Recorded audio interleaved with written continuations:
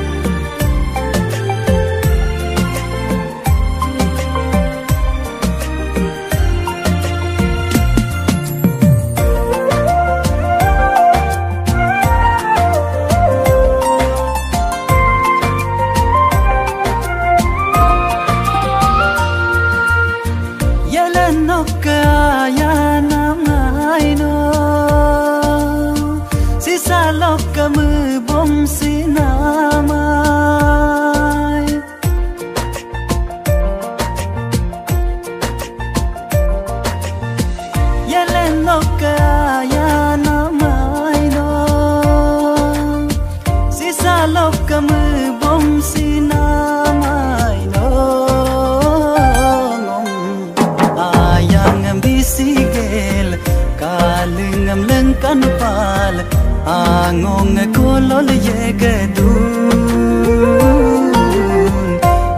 ngong ko lo le dung ga du lo de pamete nam no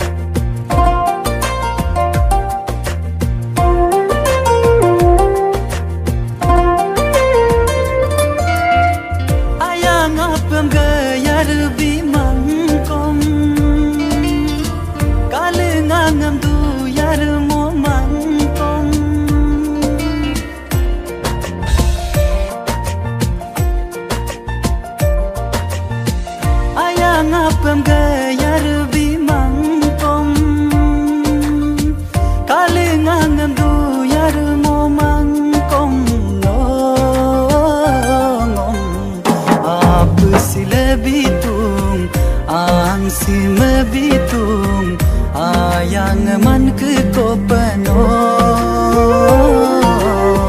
kaling mixi ko pano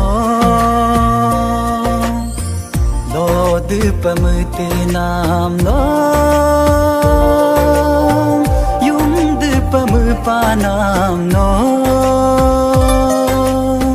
lo de pamete nam no panam no no me kapai mit panyen go no me kapai mu nhog yen ngo no me kapai mit panyen ngo no me kapai mu nhog yen ngo